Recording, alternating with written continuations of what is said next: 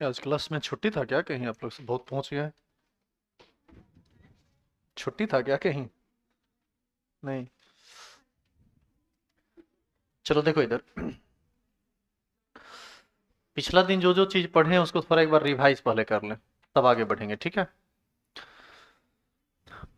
पिछला दिन आप ये पढ़े कि वीक इलेक्ट्रोलाइट जो होता है ना, ये काफी कम टूटता है, लेकिन इसके डिग्री ऑफ डिसोसिएशन को बढ़ाया जा बढ़ाया जा सकता है। कैसे? सॉल्यूशन को डाइल्यूट करके। यदि आप बर्तन में पानी मिलाते जाइए तो लगातार इसका डिग्री ऑफ डिसोसिएशन बढ़ता चला जाता है।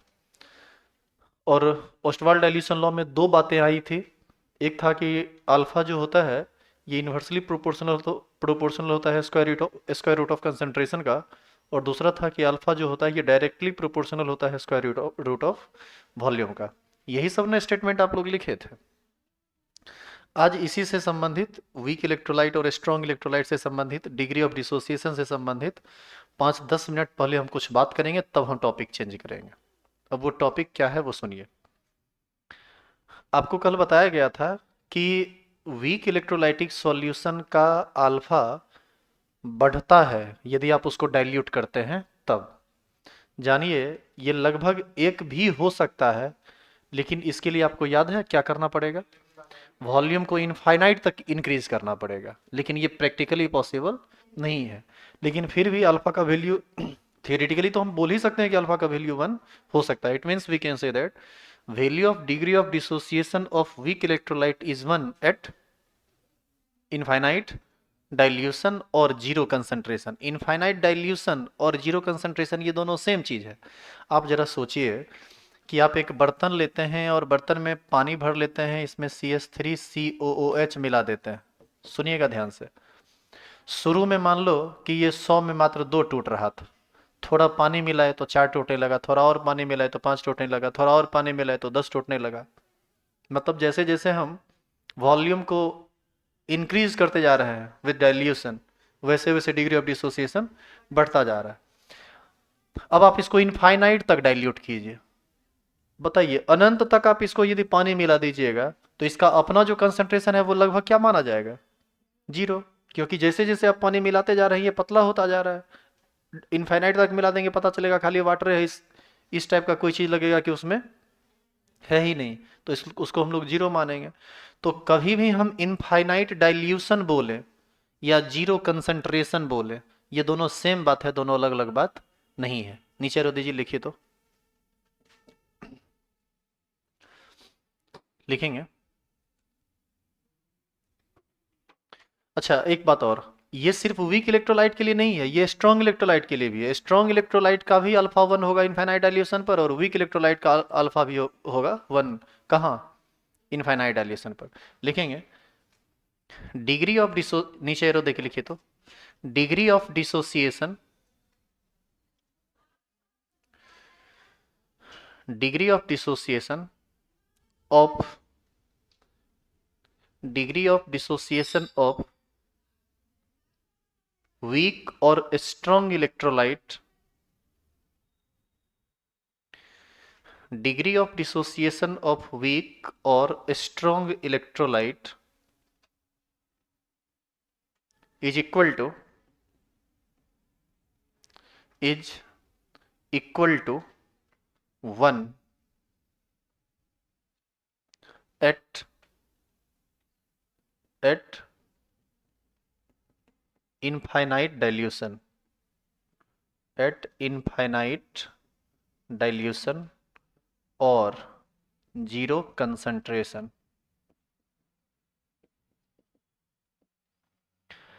एट इनफाइनाइट डाइल्यूशन और जीरो कंसंट्रेशन।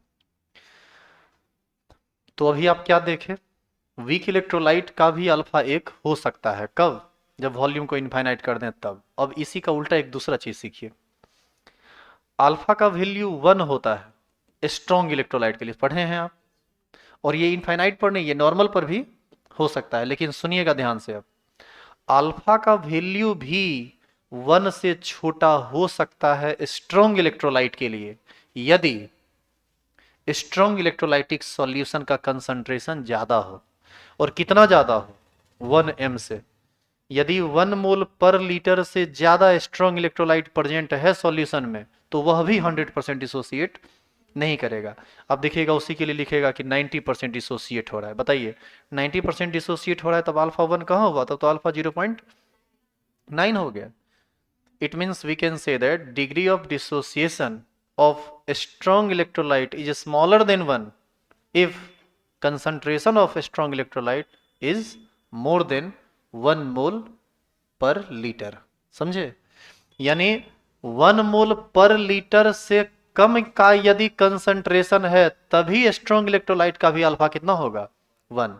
यदि आप 1 मोल पर लीटर से ज्यादा मात्रा मिला देते हैं सॉल्यूशन में इलेक्ट्रोलाइट का, स्ट्रॉन्ग इलेक्ट्रोलाइट का, तो स्ट्रॉन्ग इलेक्ट्रोलाइट होने के बावजूद भी वह पूरा का पूरा नहीं टूटेगा। पता चलेगा कुछ चीज नीचे में जाके बैठ गया, वो पूरा का पूरा डिसोसिएट ही नहीं करेगा। तब फिर वो 0.9 आने लगेगा अल्फा का मान, 0.8 आने लगेगा अल्फा का मान। लिखेंगे next arrow. Degree of dissociation,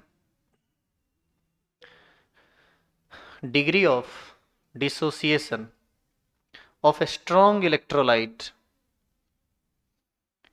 degree of dissociation of a strong electrolyte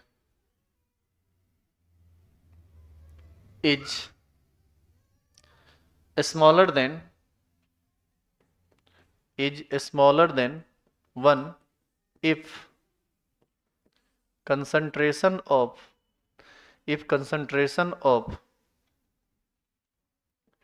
a strong electrolyte is greater than 1 mole per liter और 1 m। 1 m का मतलब मोलरिटी, मोलरिटी को ही ना मोल पर लीटर कहते हैं। तो आज के क्लास में अभी तक आप दो बात सीखे हैं। पहला बात, दोनों इरेस्पेक्टिव ऑफ नेचर है, जो होता है उसके उल्टा हो रहा है। पहला क्या? वीक इलेक्ट्रोलाइटिक सॉल्यूशन का भी अल्फा 1 हो सकता है। कब? एट इनफाइनाइट डाइल्यूशन, जो कि कभी भी प्रैक्टिकली पॉसिबल नहीं है। और दूसरा, स्ट्रॉन्ग इलेक्ट्रोलाइट सॉल्यूशन का अल्फा 1 ही होता है, लेकिन अभी क्या कह रहे हैं कि 1 नहीं भी हो सकता है, 1 से कम भी हो सकता है। कब? जब सॉल्यूशन का मोलरिटी 1 m से ज्यादा हो, मतलब बहुत ज्यादा गाढ़ा कर देंगे तब फिर वो भी पूरा का पूरा टूटता नहीं है। मतलब टूटने के लिए फैल चाहिए, जगह चाहिए, यही इसका मोटा मोटी कंसेप्ट है। अगला बात सुनिए, सुनेंगे। कल हम एक इलेक्ट्रोलाइट लिए थे जो कि वीक था, ए बी। ये टूटता है ए प्लस में और बी माइनस में। ये वीक इलेक्ट्रोलाइट, जानिए वीक इलेक्ट्रोलाइट का जो अल्फा होता है, कल बताए भी थे, ये एक से बहुत बहुत बहुत कम होता है। It means value of degree of dissociation of weak electrolyte is very very smaller than 1 and it is negligible with respect to 1। क्यों? ये इतना कम होता है ना कि एक की तुलना में उसका कोई वैल्यू नहीं है। जैसे समझिए, आप मान लीजिए कि शुरू में AB का कंसंट्रेशन लिए कितना m? 2m। T बराबर क्या है अभी? 0। तो ये 0 ये 0 जब जब अभी लेवे किए हैं, टूटा ही नहीं है, तो A प्लस और B माइनस कहाँ से बनेगा? क्या समझ रहे हैं बात? अब मान लीजिए कि चेंज स्टार्ट हुआ, चेंज स्टार्ट हुआ ना, तो ये 0.00002 ये खर्च हुआ। ये यदि इतना खर्च हुआ है तो ये बनेगा भी इतना, ये भी बनेगा इतना। तो ये बनेगा प्लस 0.0002 और ये भी बनेगा प्लस 0.0002। अब बताइए इक्विलिब्रियम कंसंट्रेशन, हम इक्विलिब्रियम कंसंट्रेशन की यदि बात करें तो इक्विलिब्रियम कंसंट्रेशन में क्या करना पड़ेगा? दो में से इतना को घटाना पड़ेगा। ये संख्या क्या बहुत बड़ी है? यदि हम दो में से इस संख्या को घटाएं तो आपको नहीं लगता है कि ये लगभग 2 के बराबर आएगा? क्या जी, आएगा कि नहीं? तो आएगा। तो यहां पर हम क्या किए,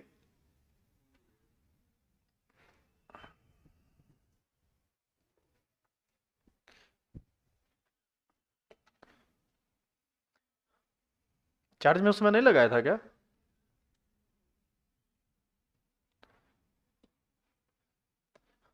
तो यहां पर हम क्या किए कि स्टार्टिंग कंसंट्रेशन था 2 और इक्विलिब्रियम कंसंट्रेशन भी कितना आया 2, क्योंकि डिग्री ऑफ डिसोसिएशन इतना ना कम होता है वीक इलेक्ट्रोलाइट का कि जो थोड़ा बहुत डिसोसिएट हुआ वो इसकी तुलना में इतना ना कम है कि इसके घटने या बढ़ने से कोई फर्क इस पर नहीं पड़ा। तो हमने क्या किया, स्टार्टिंग कंसंट्रेशन और इक्विलिब्रियम कंसंट्रेशन वीक इलेक्ट्रोलाइट का सेम ले लिया। एक स्टेटमेंट ये भी बनेगा आगे चल के, और अगला सुनिए। ये शुरू में था 0 और ये बना इतना, तो क्या आप यहां पर भी नेग्लेक्ट कर देंगे? देखिए, नेग्लेक्ट करना सीखिए कि कहाँ नेग्लेक्ट करना है और कहाँ नेग्लेक्ट नहीं करना है। यहां पर आप नेग्लेक्ट नहीं कर सकते, अरे भाई 0 था, जो थोड़ा बहुत बना बनबे न किया, तो इसकी तुलना में ये नेग्लेक्ट होगा या इसकी तुलना में ये नेग्लेक्ट होगा? इस बार इसकी तुलना में ये नेग्लेक्ट हो जाएगा। इसका मतलब आप जो अभी बना है उसको नेग्लेक्ट नहीं कर सकते। अब देखिए, एक बार इसी संख्या को आप नेग्लेक्ट कर रहे हैं, दूसरी बार उसी संख्या को नेग्लेक्ट नहीं कर रहे हैं। क्यों नहीं कर रहे हैं? क्योंकि कंपैरिजन आप किससे कर रहे हैं वो मैटर करता है। किसी आदमी को एक थप्पड़ कोई मार 1000 थप्पड़ कोई मारा और 5 मिनट के बाद जाके एक थप्पड़ और मार दिया, और एक दूसरा आदमी है जो तमाशा देख रहा था, उसको अभी तक एको थप्पड़ लगा नहीं है, और तमाशा देख रहा था, लौटते वक्त और एक थप्पड़ दिया, चट्टा क्या देख कौन सी रहा है। अब बताइए तो कौन इग्नोर करेगा और कौन इग्नोर नहीं करेगा? जो 1000 थप्पड़ पहले से खैले है वो एक थप्पड़ को इग्नोर कर देगा, दूसरे तरह मारा एक थप्पड़ और मार दिया, मारना नहीं मारना बात बराबर है। लेकिन जो वहां तमाशा देख रहा था ओकरा एक लप्पर लगेगा तो इग्नोर नहीं करेगा, वो सीधे घरे भागेगा वहां से, है कि नहीं? अब देखिए, यही एक थप्पड़ एक बार इग्नोर हो गया, एक बार इग्नोर नहीं हुआ, बस वही हाल है यहाँ। इसका कंसंट्रेशन पहले से 2 था, तनी मनी खर्च हो गया, इससे क्या बिगड़ेगा इसका? ठीक है। It means starting concentration and equilibrium concentration of weak electrolytes are taken equal according to Ostwald dilution law. Ostwald कहता है कि जब आप वीक इलेक्ट्रोलाइटिक सॉल्यूशन का डिसोसिएशन करवा रहे हैं और उसके रिवर्सिबल प्रोसेस को और उसके इक्विलिब्रियम को चेक कर रहे हैं, तो आप उस समय स्टार्टिंग कंसंट्रेशन और इक्विलिब्रियम कंसंट्रेशन दोनों को सेम मानिए, दोनों को समान लीजिए। इसलिए क्योंकि स्टार्टिंग कंसंट्रेशन जो होगा उसमें ये इतना ना कम खर्च होगा कि उस खर्च को आप नेग्लेक्ट कीजिए, क्योंकि उसका कोई मतलब नहीं है। समझे? एरो दीजिए, लिखिए तो।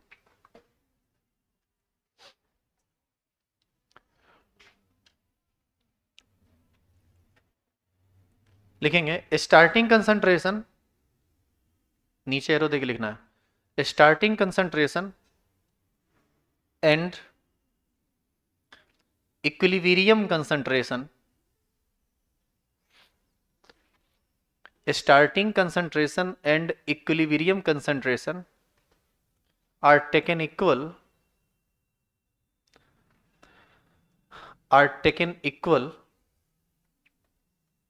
in case of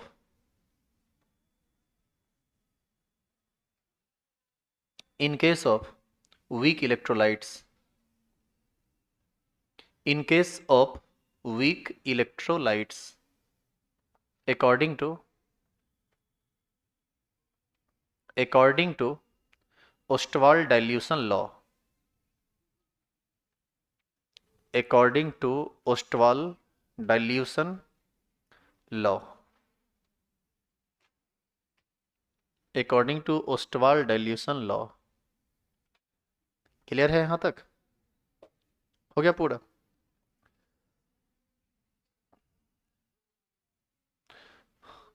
एक और एरो दीजिए, लिखिए तो। according to Ostwald dilution law, according to Ostwald dilution law, degree of dissociation of weak electrolyte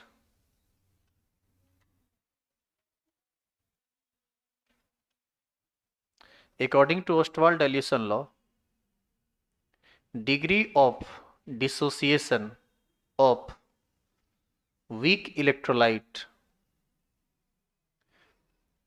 is negligible. Weak electrolyte is negligible with respect to 1, is negligible with respect to 1। मतलब समझे आप? क्या समझे? लिखिए, पूरा कीजिए पहले। According to Ostwald dilution law, degree of dissociation of weak electrolyte is negligible with respect to 1। इसका क्या मतलब हुआ बताओ? वीक इलेक्ट्रोलाइट है, टूटेगा इतना ना कम कि उसके अल्फा का मान इतना कम होगा कि उसको एक के रेस्पेक्ट में आप नेग्लेक्ट कर सकते हैं, नेग्लिजिबल है वो। क्लियर है ये? तो ऑलमोस्ट सारी बातें हो चुकी हैं, कुछ बचा हुआ तो अब नहीं है इसमें। आइए अब आगे का टॉपिक हम स्टार्ट करते हैं। ये सब छोटा छोटा चीज़ याद रखिएगा आप, ठीक है? क्या क्या याद रखना है आप मोटा मोटी बता देते हैं। डाइल्यूट करेंगे तो अल्फा बढ़ेगा, मतलब पतला करेंगे तो अल्फा बढ़ेगा। टेम्परेचर बढ़ाएंगे तो भी अल्फा बढ़ेगा। कंसंट्रेशन को यदि बढ़ा दें तो अल्फा घटेगा। स्ट्रॉन्ग इलेक्ट्रोलाइट के अल्फा का मान 1 होता है, लेकिन यदि स्ट्रॉन्ग इलेक्ट्रोलाइट का कंसंट्रेशन 1 m से ज़्यादा हो तब 1 से कम होगा। वीक इलेक्ट्रोलाइट का अल्फा 1 से बहुत कम होता है, और ये इतना कम होता है कि आप उसको 1 की तुलना में नेग्लेक्ट कर सकते हैं। इसीलिए वीक इलेक्ट्रोलाइटिक सॉल्यूशन के केस में स्टार्टिंग अमाउंट और इक्विलिब्रियम अमाउंट आपस में समान लिया जा सकता है। क्लियर है ये?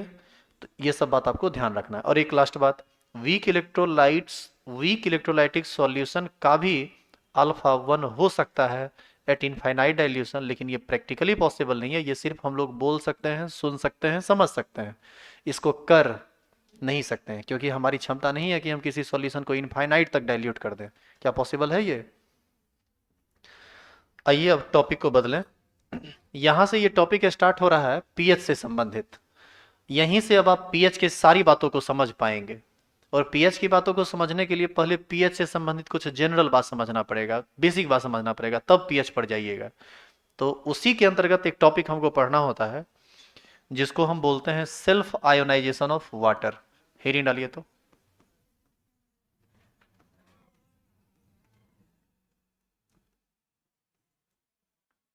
Self ionization of water.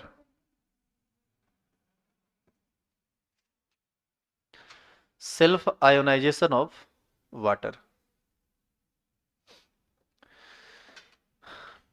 देखो ये टॉपिक इंटरेस्टिंग है। इंटरेस्टिंग इस मायने में क्योंकि सब लोग जानते हैं कि पीएच का मान 7 होगा तो सॉल्यूशन न्यूट्रल होगा, पीएच का मान 7 से कम होगा तो एसिडिक होगा, 7 से ज़्यादा होगा तो बेसिक होगा। अभी तक आप सिर्फ ये सुनते और रटते आए हैं, कोई आपको इससे ज़्यादा बताया नहीं, सॉरी बताए नहीं, इसलिए नहीं बताया क्योंकि अभी तक ये ज़्यादा आपको पढ़ना था नहीं। लेकिन जानिए आप, यहाँ पर आपको क्या क्या जानना चाहिए। आपको जानना चाहिए कि 7 पर न्यूट्रल होता है, ठीक है, क्यों होता है?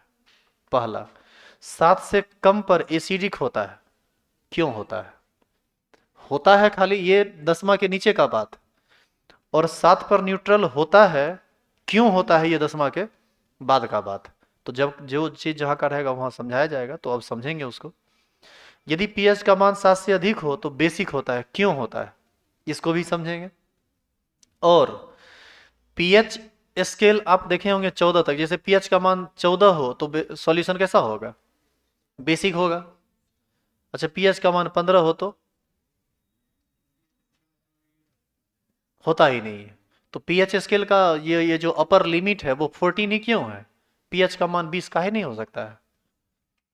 हम कहेंगे 120 होगा, 114, पीएच का मान 114 होगा तो क्या होगा? तो हम क्या बोल रहे हैं, सही बोल रहे हैं, गलत बोल रहे हैं, या फिर पीएच का मान 14 तक क्यों रन करता है? इस तरह की बहुत सारी बातें हैं जो इस टॉपिक में आप समझेंगे। और इसको सडनली से समझा नहीं जा सकता, इसके लिए आपको बहुत सारी बातें समझनी होगी। इसी के अंतर्गत हमारा पहला टॉपिक क्या है?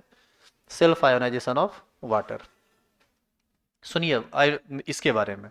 सेल्फ का मतलब होता है अपने आप, स्वतः। और आयोनाइजेशन का मतलब होता है किसी चीज का आयोनाइज्ड होना, केटायन और एनायन में टूटना। और सेल्फ आयोनाइजेशन ऑफ वाटर का मतलब है कि वाटर अपने आप टूटेगा, केटायन में और एनायन में।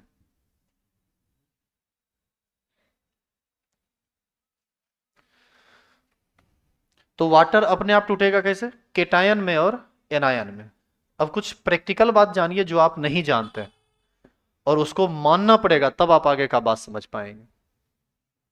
देखो, और क्यों मानना पड़ेगा ये भी हम आपको समझा देंगे। एक बर्तन लीजिए, इसमें पानी है।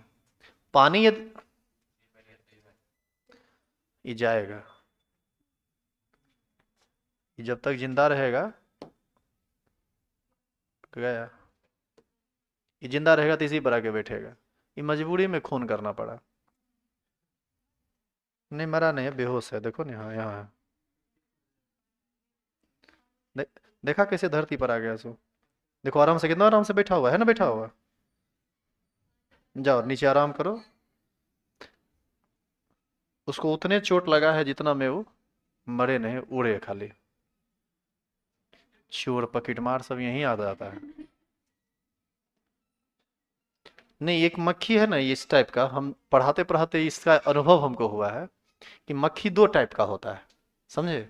एक मक्खी होता है जिसका साइज थोड़ा बड़ा होता है, वो अच्छा वाला मक्खी होता है।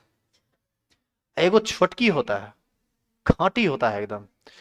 उसको जैसे नाक पर बैठा ना, उड़ा दो, फिर तुरंत आके नाक पर बैठेगा, फिर उड़ा दो, फिर आके नाक पर बैठेगा। वो एकदम जिदियाल मक्खी होता है। ये जो था वो जिदियल का था। वो क्या करेगा, पता नहीं इसका क्या है, इसका साइंस पता नहीं, नहीं पता। ये हमेशा व्हाइट चीज को टारगेट करता है। लाइट का जो सोर्स होता है जो व्हाइट रहता है उसको टारगेट करता है ये क्या करेगा, यहाँ आके बैठ जाएगा। यहाँ बैठा तो कोई दिक्कत नहीं, इस पर आया तो इस बोर्ड इतना सेंसिटिव है कि उसको कैच कर लेता है। उसको लगता है कि हमको कमांड दिया जा रहा है कि हमको पीछे जाना है, बस पीछे आ जाता है। अच्छा, उसको कहेंगे कि हट जाओ, भाग जाओ, कुछ नहीं, हटा, फिर वहीं आके बैठेगा, फिर आके बैठेगा। तो शुरू में हम माफ करते जाते थे, लेकिन अब मक्खी मारने वाला भी काम करना पड़ता है। क्या करें, तुमको पढ़ाना जो है। देखो, एक बर्तन है जिसमें पानी हम लिए, और पानी है तो उसमें वाटर का मॉलिक्यूल है। एक वाटर का मॉलिक्यूल, दूसरा वाटर का मॉलिक्यूल, तीसरा वाटर का मॉलिक्यूल। इसमें ऐसा ऐसा जानते हो, इतना मॉलिक्यूल होगा जिसको प्रैक्टिकली तुम गिन नहीं सकते हो। तो मान लीजिए कि अरबों खरबों मॉलिक्यूल इस तरह का है, ठीक है। अब हम लोग क्या समझते हैं कि वाटर है तो ये इसी रूप में बैठा हुआ होगा, ऐसा होता नहीं है। ये वाटर जो है ना, बैठल इसको मन नहीं लगता है, ये अपने आप टूटता रहता है। और टूटता कैसे है, H प्लस में और OH माइनस में। और इसके टूटने का कारण यह है कि यह एम्फीप्रोटिक नेचर का होता है या एम्फोट्रिक नेचर का होता है। एम्फोट्रिक नेचर का मतलब वह सब्सटेंस जिसका कुछ प्रॉपर्टी एसिड के जैसा भी है और कुछ बेस के जैसा भी है। ये जो एसिडिक प्रॉपर्टी और बेसिक प्रॉपर्टी दोनों शो करे, उसी को हम लोग एम्फोट्रिक सब्सटेंस कहते हैं। तो ये वाटर जो है ना, ये एम्फोट्रिक सब्सटेंस, वह हर एक चीज जो H प्लस दे उसको हम लोग एसिड कहते हैं। वह हर एक चीज जो OH माइनस दे उसको हम बेस कहते हैं। अब एक दूसरा तरीका से भी समझिए, क्या बोल रही है, अरे। वह हर एक चीज, मक्खी वाला हाल करेंगे, वह हर एक चीज जो H प्लस दे एसिड कहलाता है। सुनिएगा ध्यान से, अब जो बोल रहे हैं उसको, वह हर एक चीज जो H प्लस दे एसिड कहलाता है, और वह हर एक चीज जो H प्लस ले क्या कहलाता है, बेस। डोनर H प्लस का एसिड और एक्सेप्टर H प्लस का बेस कहलाता है, याद रखिएगा इसको। इसके बारे में भी हम आगे डिटेल में बताएंगे, लेकिन अभी ये बात ध्यान में रखना है। तो सुनिए अब, तो H2O क्या करता है, अपने आप टूटता रहता है H प्लस में और OH माइनस में। लेकिन इसमें यदि करोड़ों अरबों मॉलिक्यूल होगा ना, तो सब का सब नहीं टूटता है। जैसे मान लो कि 1000 में एगो टूटा, 2000 में एगो टूटा, मतलब टूटता है लेकिन पूर्ण रूप से नहीं, पार्शियली, कंप्लीटली नहीं डिसोसिएट होता है। कैसे डिसोसिएट होता है, पार्शियली। और चूंकि यह पार्शियली डिसोसिएट होता है, तो पार्शियली डिसोसिएट होगा तो निश्चित है कि वो कैसा होगा, रिवर्सिबल। किसी भी चीज का पार्शियल आयोनाइजेशन रिवर्सिबल प्रोसेस होता है। और यदि ये रिवर्सिबल प्रोसेस होगा तो यहां भी इक्विलिब्रियम की बातें आएंगी, हाँ या ना। और इक्विलिब्रियम की बातें आएंगी तो यहां भी इक्विलिब्रियम कांस्टेंट को निकाला जाएगा। निकालेंगे आज इक्विलिब्रियम कांस्टेंट को, आई बात समझ में। तो यहां से एक बात कहा जा सकता है कि ये वाटर भी जो है ना, एक इलेक्ट्रोलाइट है। कैसा electrolyte, weak electrolyte. Weak electrolyte है जो अपने आप आयोनाइज होता रहता है, क्योंकि यह कैसा नेचर का सब्सटेंस है, एम्फोट्रिक नेचर का सब्सटेंस है। तो इसके आयोनाइजेशन को हम दो तरह से दिखलाते हैं, देखिए कैसे कैसे। वाटर का हम एक मॉलिक्यूल लिए H2O, वाटर का हम दूसरा मॉलिक्यूल लिए H2O। एक मॉलिक्यूल क्या किया, H प्लस दिया, तो ये क्या कहलाएगा, एसिड। एक मॉलिक्यूल क्या किया, उस H प्लस को गेन किया, तो ये क्या कहलाएगा, बेस। अब जो लिया दिया तो फिर प्रोडक्ट बना होगा इधर। तो प्रोडक्ट जो बना होगा, तो इस पर हम अब बात करते हैं। H2O टूटा होगा H प्लस में और OH माइनस में।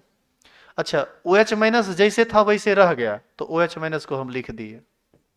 ये OH माइनस कहां से आया है? इससे। इससे निकला कौन चीज? H plus. उस H प्लस को ग्रहण कौन किया? H2O। तो बताइए, H2O को ग्रहण किया H प्लस, तो ये दो हाइड्रोजन यहाँ, एक हाइड्रोजन यहाँ आया, तो कितना हो गया?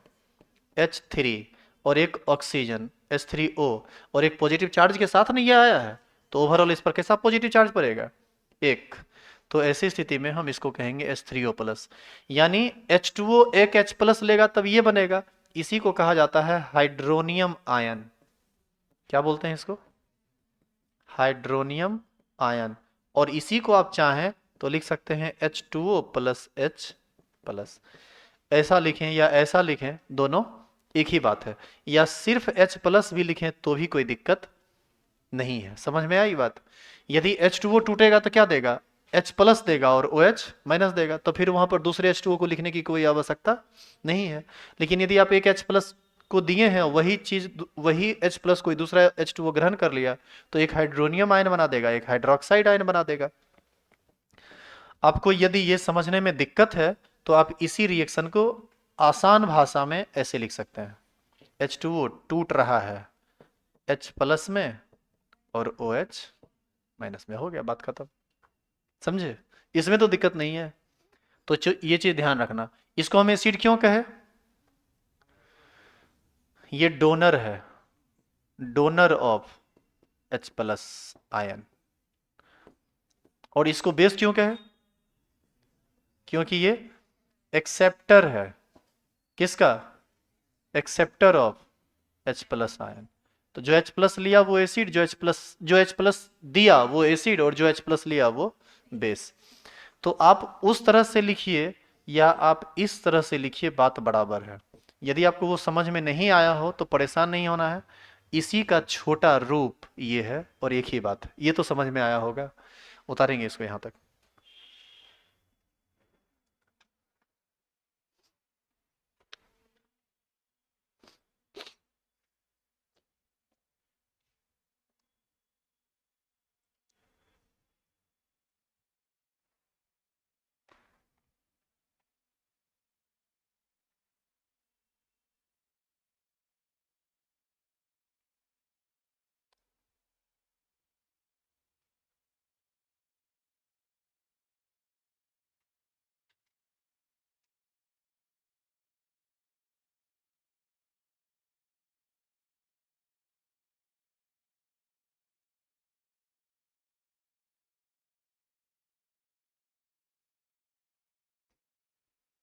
H3O प्लस कहीं लिखा हुआ मिले तो समझ जाइए कि वाटर में H प्लस मिला हुआ है।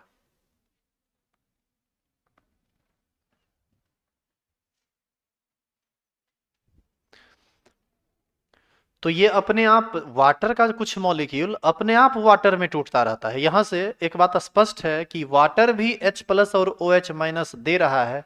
इसका मतलब यह भी इलेक्ट्रोलाइट है। तो यहां लिखेंगे water is weak electrolyte, it ionised in pure state due to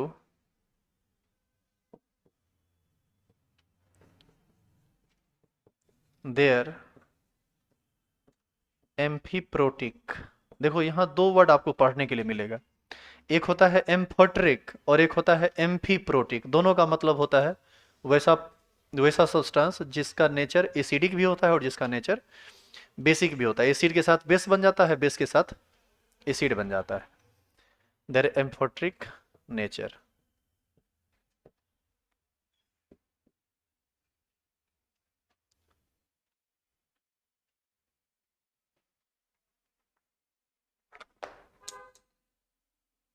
बहुत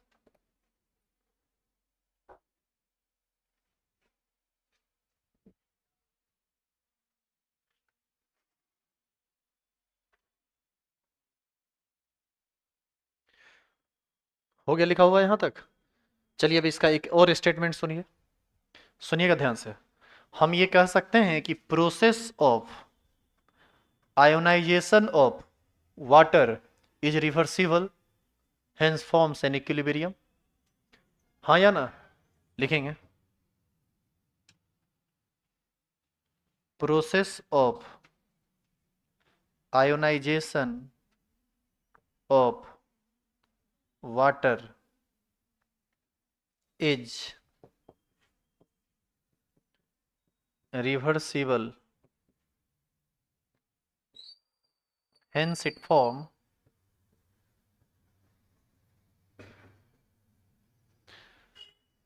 an equilibrium,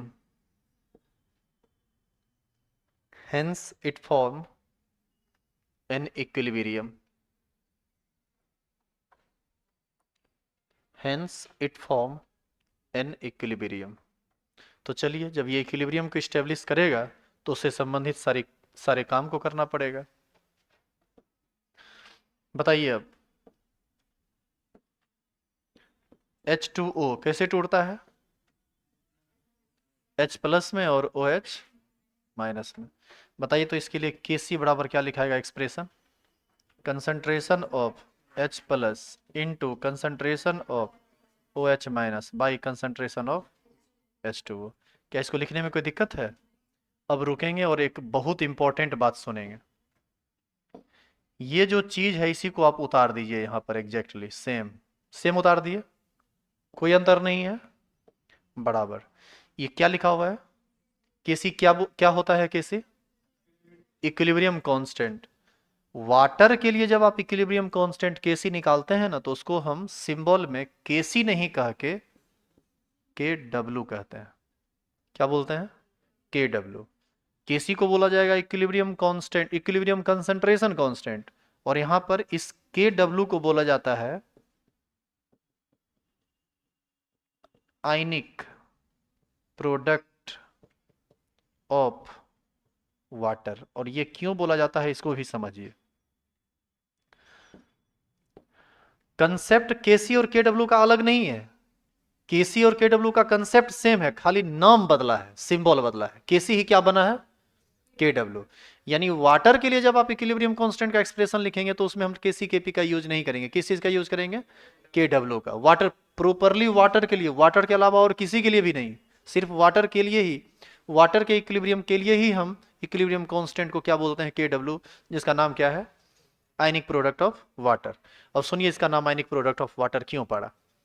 आप ये बताइए कि आगे का जो टर्म होगा के डब्ल्यू बराबर लिख सकते हैं concentration of H plus into concentration of OH minus और बटा। आप याद कीजिए, वाटर, प्योर सॉल्वेंट और सॉलिड, इस सब के कंसंट्रेशन को हम छोड़ दिया करते थे या वन मान लिया करते थे, याद है? इसका कारण है कि वाटर में थोड़ा और वाटर मिला दें तो इससे उसके कंसंट्रेशन को कोई प्रभाव नहीं पड़ता है, इसीलिए हम लोग उसको छोड़ दिया करते थे। तो यहाँ पर हम वन लेंगे तो के डब्ल्यू बराबर क्या होगा? Concentration of H plus into concentration of OH minus. अब आप बताइए कि के डब्ल्यू दो चीज का प्रोडक्ट है। किस किस चीज का प्रोडक्ट? एक केटायन का H प्लस का और एक एनायन का, और ये केटायन एनायन वाटर का ही है ना। तो दोनों के आयन के कंसंट्रेशन के प्रोडक्ट को ही हम क्या बोले? के डब्ल्यू। यानी इसी को कहा जाएगा आयनिक प्रोडक्ट ऑफ वाटर, इसीलिए हम लोग इसको के डब्ल्यू बोले हैं। क्लियर है ये? तो के डब्ल्यू बराबर क्या आया? Concentration of H plus into concentration of OH minus. अब आगे का बात सुनिए। इस के डब्ल्यू के मान को प्रैक्टिकली निकाला जा सकता है और ये निकाला जा चुका है। के डब्ल्यू का मान होता है 10 का पावर -14 एट 90 डिग्री से। कोलरास नाम के साइंटिस्ट ने इस चीज को बताया था। और यही के डब्ल्यू होता है 10 to the power -12 at no, ये होता है 25 डिग्री से और ये होता है 90 डिग्री से। इसको हमेशा आपको याद रखना है। लेकिन पहले हम आपको बताते हैं कि कैसे। पहले तो ये पता करना जरूरी है कि वाटर 1000-2000 में एगो टूटता है तो कैसे पता चलता है कि वाटर टूटता है? कि देखने से तो H प्लस आयन और OH माइनस आयन तो दिखेगा नहीं, तो पता कैसे चलेगा? एक चीज देखो, एक बर्तन है, इसमें हम वाटर ले लेते हैं, प्योर वाटर है, प्योर, बिल्कुल प्योर वाटर है। इसमें आयन नाम का कोई चीज नहीं है। यदि इसमें आयन की संख्या 0 है तो समझ लीजिए ये कंप्लीटली इंसुलेटर होगा। इसमें इलेक्ट्रिसिटी कंडक्ट नहीं होगी, बिल्कुल भी नहीं है। लेकिन कुछ मात्रा में H प्लस और OH माइनस आयन रहने के कारण ही यह प्योर वाटर होते हुए भी थोड़े बहुत इलेक्ट्रिसिटी को कंडक्ट करता है। नो, गुड कंडक्टर नहीं है, गुड कंडक्टर नहीं है अभी भी ये इंसुलेटर है, लेकिन थोड़ा बहुत इसका कंडक्टेंस कंडक्ट मतलब थोड़ा बहुत कंडक्ट इलेक्ट्रिसिटी यहां से करता है। कोलरास ने क्या किया, इस वैल्यू को निकाल लिया, ठीक है। और आगे आप पढ़िएगा ना कोलरास लॉ, उसमें ये बताया गया है कि मोलर कंडक्टेंस ऑफ वाटर होता है molar conductance of H plus into molar conductance of OH minus. इस फॉर्मूला से ये वैल्यू 10⁻⁻14 निकलता है। कुछ प्रैक्टिकल वैल्यू है ये, मतलब ये 12th में आपको पढ़ना है डिटेल में। तो हम अभी आपको मोटा मोटी ये बता रहे हैं कि अभी इस चीज को कैसे निकाला कोलरास ने, इस चीज को समझा नहीं जा सकता है। आप सिर्फ इस बात को समझिए कि ये जो 10⁻⁻14 हम लिखे हैं, ये कोई हवा में लिखा हुआ बात नहीं है, ये कंप्लीटली एक्सपेरिमेंट करके लाया गया वैल्यू है, जो आपको ध्यान में रखना है। 25 डिग्री सी पर कितना निकला KW का वैल्यू, 10⁻⁻14। अब जरा बताइए, तो 10⁻⁻14 यदि KW का मान निकला तो निश्चित है कि दोनों आयन के कंसंट्रेशन का प्रोडक्ट ही रहा होगा वो, हाँ या ना। मान लो कि इसका कंसंट्रेशन 10⁻⁻7, इसका भी 10⁻⁻7, दोनों को गुना कर देंगे तो कितना हो जाएगा 10⁻⁻14।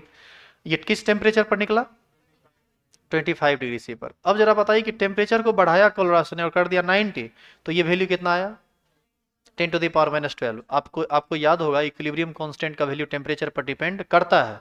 टेम्परेचर बढ़ा है तो KW का मान बढ़ गया। अब बताइए, तो टेम्परेचर बढ़ा तो KW का मान क्यों बढ़ा, और किस केस में बढ़ता है KW का मान टेम्परेचर के बढ़ने से। आप याद कीजिए, टेम्परेचर का इफेक्ट 3 तरह का होता है। आइसोथर्मिक पर कोई इफेक्ट नहीं पड़ता है, इंडोथर्मिक में उल्टा प्रभाव पड़ता है, सॉरी इंडोथर्मिक में सीधा प्रभाव पड़ता है, और एक्सोथर्मिक में उल्टा प्रभाव पड़ता है। पढ़े थे ना केमिकल इक्विलिब्रियम में। देखो बात सीधी सी है, वाटर टूटेगा तब बनेगा H प्लस और OH माइनस, और यदि दो चीज को आप तोड़ रहे हैं तो निश्चित है कि आपको उसमें एनर्जी देनी पड़ेगी। एनर्जी देनी पड़ेगी, इसका मतलब यह इंडोथर्मिक रिएक्शन है। आप टेम्परेचर दिए तो इसके टूटने का रेट और बढ़ गया, टूटने का रेट और बढ़ गया तो H प्लस और OH माइनस का कंसंट्रेशन बढ़ गया, कंसंट्रेशन बढ़ गया तो इसका प्रोडक्ट भी क्या होगा, बढ़ जाएगा। ध्यान से देखिए, 10⁻⁻14 छोटा वैल्यू है, 10⁻12 बड़ा वैल्यू। तो यहाँ तो सीधा बात है कि हम कह सकते हैं कि ionization of water is endothermic process, hence value of equilibrium constant, that is value of ionic product of water increases with increase in temperature। क्या जी बात समझ में आई। तो हमको जो काम कर रहा है वो 90 डिग्री सी पर नहीं करना। अच्छा एक बात बताइए, एक्सपेरिमेंट जहां पर लोग करेंगे वहां पर नॉर्मल टेम्परेचर प्रेशर रहेगा, मतलब रूम टेम्परेचर प्रेशर पर काम करते हैं, तो काम कितने पर होता है 25 डिग्री सी पर। तो आप ये वैल्यू याद रखें या ना रखें, आपको ये वैल्यू हमेशा याद रखना है कि value of KW is equal to 10⁻⁻14 होता है कितना कितना डिग्री सी पर, 25 डिग्री सी पर। और जान लीजिए, यदि ये 10⁻⁻15 होता ना तो pH का मान 15 तक जाता। यदि ये 10⁻⁻16 होता तो pH का मान 16 तक जाता। चूंकि यह 10⁻⁻14 ही होता है 25 डिग्री से पर, इसीलिए pH का मान ऊपर नीचे नहीं हो, सॉरी नीचे तो हो सकता है, ऊपर नहीं होता है, मतलब 14 से ज्यादा नहीं होता है, 15 नहीं होगा, 16 नहीं होगा। ये एक स्टैंडर्ड वैल्यू है। तो आपको अभी से याद रखना है KW 10⁻⁻14 होता है। अभी आप पीएच से संबंधित कोई सवाल मत खड़ा कर दीजिएगा, क्योंकि अभी आप पीएच को कुछ नहीं जानते हैं। हम बस आपको कुछ कुछ चीज़ों का जवाब दे रहे हैं और कुछ इंटरेस्ट जगा रहे हैं, ताकि आपके दिमाग में ये बात आए कि सही में कुछ अलग बात है और कुछ ऐसा बात है जो हमको सीखना चाहिए। बस इंटरेस्ट जगाने के लिए हम बोल रहे हैं। यदि ये 10⁻⁻20 होता तो पीएच का मान कहाँ तक जाता, 20 तक। तो कैसे जाता, इस बात को पढ़ने के लिए आपको अगला क्लास करना पड़ेगा। उतार लीजिए इसको।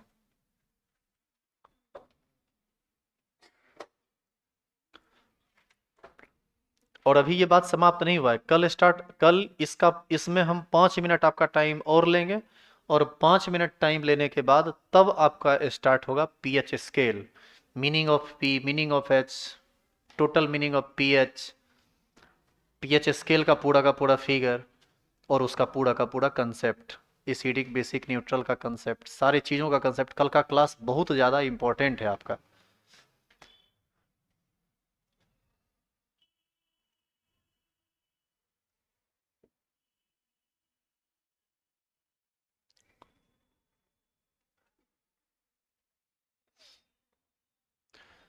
इधर आप लिखे हैं क्या?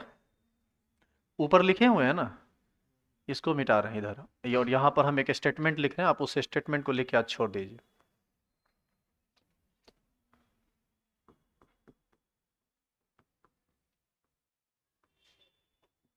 नहीं तो नीचे लिख देते हैं।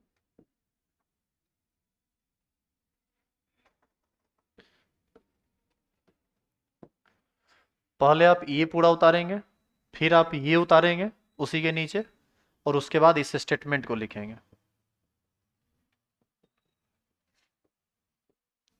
Ionization of water is endothermic process, hence value of ionic product of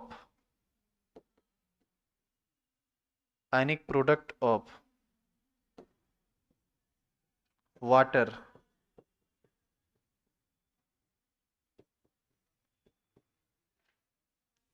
increases with increase in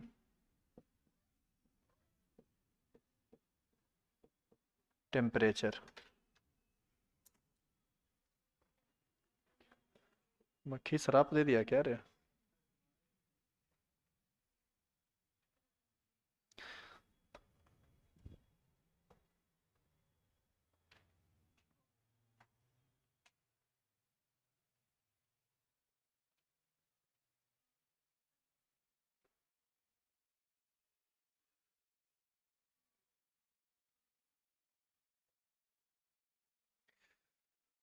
time over हो रहा है, ज़्यादा टाइम हम रुक नहीं सकते हैं, चूँकि फिर हमको निकलना भी होता है।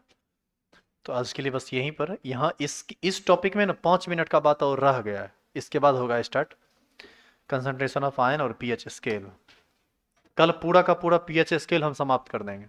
अगला दिन पढ़, और सुनो, खाली पीएच स्केल नहीं होता है, एक होता है पीएच स्केल और एक होता है पीओएच स्केल। दोनों होता है। पीओएच स्केल, पीओएच सुने हैं आप लोग? वो होता है, खाली आपको सुनाया नहीं गया है, आप लोग खाली रट रट के आ गए हैं यहाँ। सबको हम लोग कल समाप्त करेंगे, ठीक है? कल पीओएच तो नहीं हो पाएगा, कल होगा पीएच, और जिसको पीएच समझ में आ गया उसको पीओएच भी समझ में आ गया।